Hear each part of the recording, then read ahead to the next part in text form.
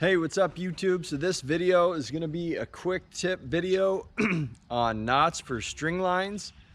Just a few common knots that you will use using a string line, whether that's form work, pouring a slab, concrete, setting forms. Yesterday we used a control line. You'll use it a lot in roof framing. Basically any project you have, string line is very useful.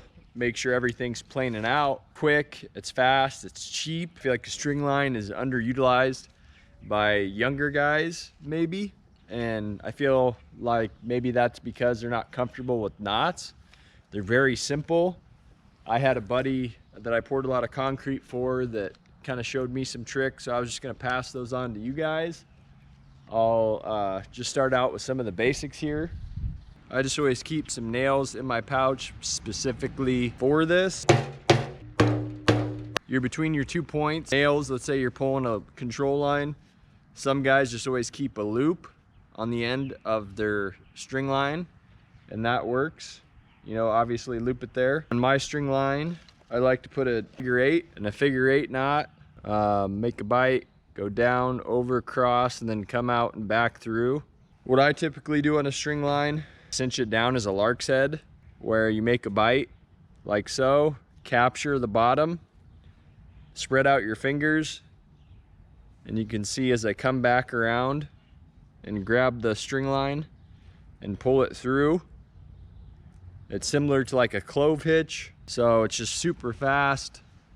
You know, you basically grab a bite, which this is a bite where the rope is rounded over, or the string line, and then spread your fingers out. You can reach, grab, pull through, set that down on your nail and kind of get it cinched. And then what's probably most common and simple, fast, just to practice to get really good at, so you don't got to think about it, is a fisherman's knot. Like you're tying a hook. So you stretch your line, get it roughly in place. You kind of want to pull the sag out, kind of line it up, and then do 6 to 7 rotations. Now what you want to do is you pull with one hand, kind of get a good grip on the other. And I can't do it very tight because I'm on sawhorses. But as you can see, as I cinch down, then you just run this bitter end back and it dresses the knot. Okay, so maybe you'll be able to see better here. Let's say I got two points. It's commonly what I would use would be a lark's head, which you make your bite. So you take your string line, make your bite, spread your fingers out, wrap around, pull your bite through, and then when you pull your line, the fisherman's knot, which you just make another bite, and then you're going to spin that loop 6 times down on your nail, wrap your bitter end, pull it tight, and then run it back and dress your knot. And then you can wrap your nail a few times, but it's as simple as that.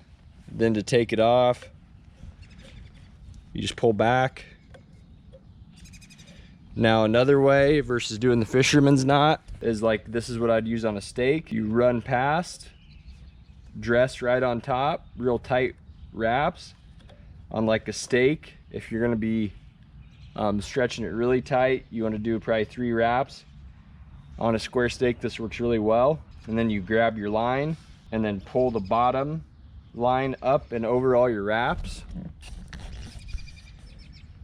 just like that. And then that way, all you have to do, as you can see, I didn't have enough tension. A few other knots I commonly use, I was just going to throw in this video that I think are really useful. One is a clove hitch, similar to the lark's head. What you do is you got your end of your rope, you grab it and spin each bite, essentially 2 bites that twist and interweave.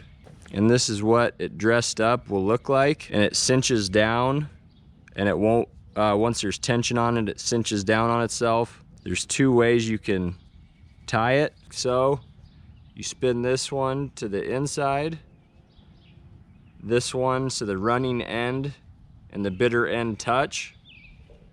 Put it around your object, and as you can see the rope kind of runs. Here's the bitter end, the running end. They touch on the inside, and then you have a cross right there. So for demonstration purposes, lark's head, a bite, and then you just grab the rope, pull that down like so, and then that's where the two loops. So that's what it looks like spread out. Now a clove hitch is different from a lark's head because there's one that passes over. Tying off on a ladder rung, a clove hitch, you throw it over. Here's on my right hand is my running end, left is bitter end. You cross over the top of the running end, and then you come right out that opening. So when you dress your knot, a clove hitch is very similar to a lark's head. It's just got a diagonal that crosses over. And then you do an overhand safety at the bottom, and it's a quick knot. It cinches down well. It's secure. It's fast to tie. So that's a knot I use very frequently. Another knot that's commonly used that won't cinch down is a bowline. This side, the left side, is my running end, bitter end, but what you do is flip it over so you have your bitter end running on top of a loop like that.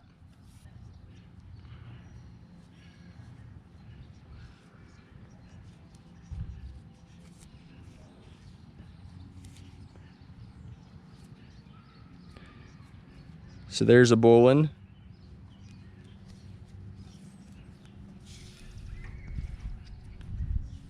So once again, you throw your bitter end over, just like so.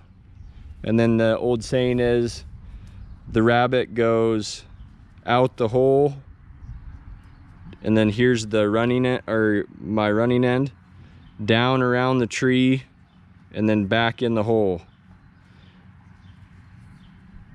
So your bitter end should be right next to your loop.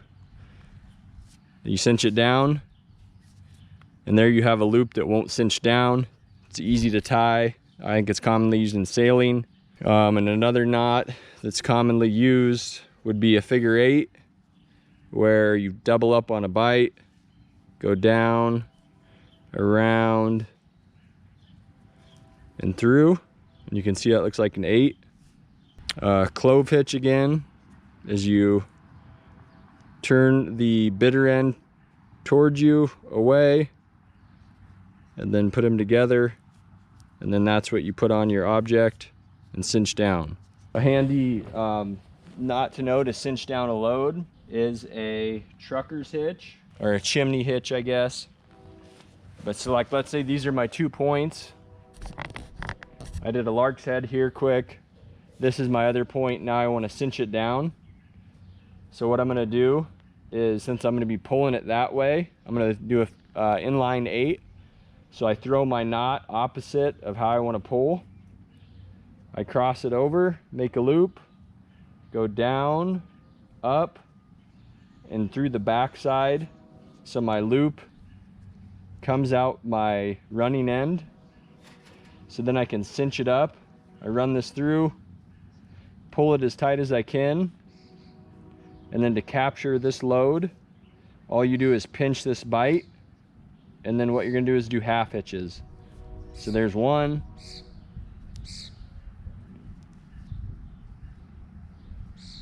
2, and you can get that really tight. So like if you don't have a ratchet strap, this is a good setup. Again, so here's my 2 points. You could do a clove hitch too, just like so.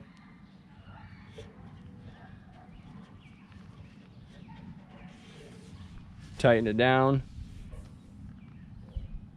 Get roughly in the center, or you could even go further back this way so you know you have plenty. But for the sake of this video, so you can see, I'm going to be pulling my load or cinching down from that side. So I want to throw opposite, and I'm just grabbing my rope, throwing it over so my bite is on top, and you go down, around, and then back out. Go like this. Now I'm going to pull my bite through, cinch it as tight as I want, pinch right here, and then it's just a loop, and then back through. Those are called hitches. Simple as that. So in real time, what that would look like is you do your first anchor point, you throw opposite, figure 8, inline, wrap your secondary point, pull your bite through, capture, and then half hitches. And that's a chimney hitch or a trucker's hitch. You can get your load really tight. It's not going to go anywhere. It's a really good knot to know.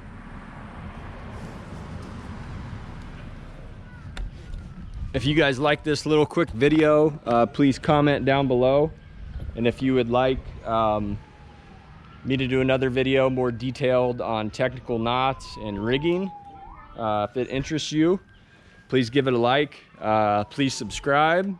So my last and final trick will be how to cut a string line with your bare hands.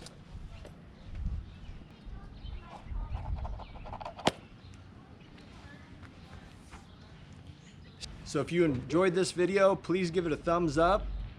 Please go to Meyer Construction, hit like, hit subscribe, and keep hammering. Stay tuned for part 2 of your basic knots, how to use a string line properly, and how to do tricks like that. Cut a string line with your bare hands. Thanks for watching.